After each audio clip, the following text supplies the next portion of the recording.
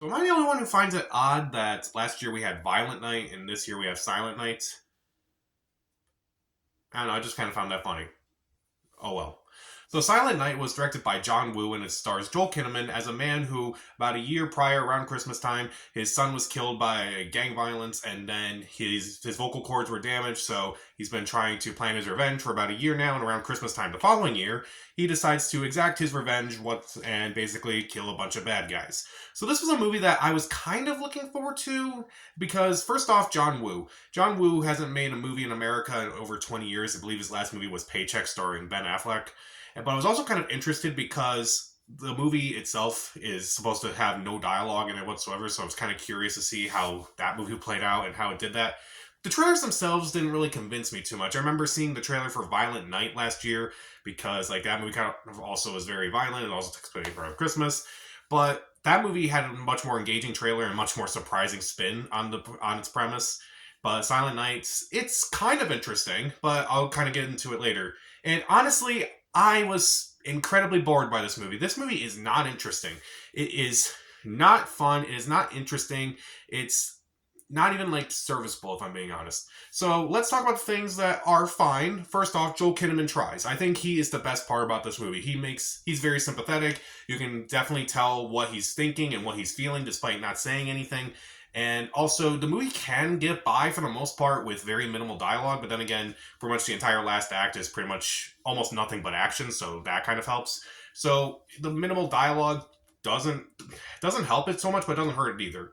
And the action, when it finally gets to it, is actually fine.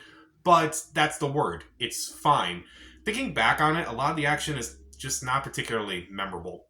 Like, I'm thinking about some of those sequences from John Woo's other movies like Face Off, even a Mission Impossible 2, and I remember those action sequences more than I remember the ones from Silent Night. I remember, again, going back to Violent Night, I remember a lot of the action sequences in that movie over this one. The action is fine when it gets to it and it gets your blood pumping for the moment, but it's just not very memorable.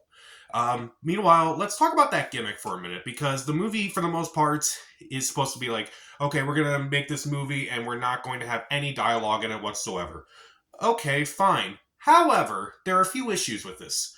One, it can't, mainly because it can't commit to the entire gimmick. Because first off, you kind of have characters who can say stuff, and you do hear characters say stuff, but it's like quiet. You hear like Joel Kinnaman's wife saying, okay, it's okay, it's okay at one point. You hear Kid Cudi say, thank you. You hear another person say, here you go to Kid Cudi. So it's not entirely without dialogue. It's just kind of distracting. So, and also it's kind of distracting because like we understand why Joel Kinnaman can't talk. But we don't understand why everyone else in this universe decides not to talk whatsoever. There are like a couple scenes where it's like, okay, that kind of makes sense. Like Kid Cudi when he sees Joel Kinnaman in the hospital and hands the business card, like leaves it on his table. That's fine, but like, what about the other situations? It doesn't really make a lot of sense. Is it more just for the sake of the style more than anything? At least in other movies where they kind of have that gimmick, like say A Quiet Place, or even earlier this year with No One Will Save You, it actually does help it. Like A Quiet Place, in that universe, pretty much everyone is dead. The only people who seem to have survived know how to communicate in sign language, so that makes sense. And No One Will Save You, at least the main character, she lives alone, and she's also very expressive, and a lot of the actors in the movie are very expressive, so you can get across how they're feeling in this movie. With this movie, it doesn't really have either of those things, because like you have one character who has a reason for not talking, and then everyone else in this movie who is just simply not talking for reasons. It makes no sense. Meanwhile, the actors themselves are not entirely expressive enough to the point it's like, okay, what are you doing? Like, what are you thinking? It's like, you're just, and when we do realize what they're thinking, kind of like, they're still kind of a one-note character for the most part. Joel Kinnaman is the only person who gets away with this because at least he's very expressive without saying anything in this movie. Everyone else, not so much. The villains, just generic. They kind of do some stuff with Joel Kinnaman's wife in the movie, but it doesn't really, I feel like it doesn't really matter by the end. It's just kind of boring, honestly. It's kind of just lackluster. It's a very lackluster John Woo movie. It's like, I kind of was excited because like, okay, I'm going to see a John Woo movie for the first time ever on the big screen.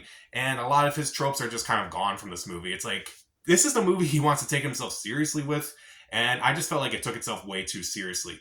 Like, going back to some of his other stuff, like, I remember some of the more ridiculous stuff from, say, Mission Impossible 2. But hey, I at least remember stuff from Mission Impossible 2.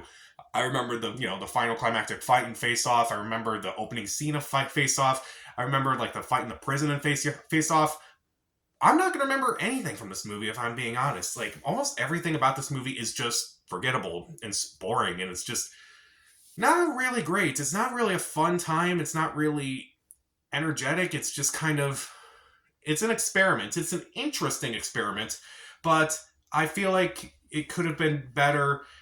It could have been done better in I don't want to say more capable hands, but more thought out hands.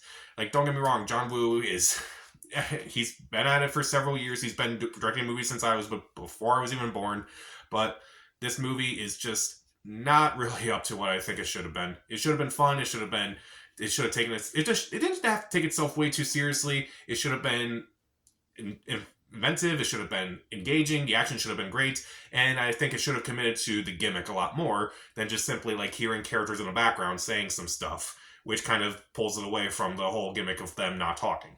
So even though Joel Kinnaman is the only person who really saved this movie and it can get by for the most part without dialogue, I would just argue that it doesn't really matter because none of it makes sense, like why nobody else is talking. A lot of the characters are very generic. A lot of the action is forgettable. Almost everything about this movie is just flat, in my opinion. There are several Christmas movies out there that you can watch every year. There are definitely a lot of fun action-packed Christmas movies you can watch, like Die Hard, for instance. Also, even Violent Night from last year. Even though I didn't love Violent Night, I would recommend Violent Night more than this movie.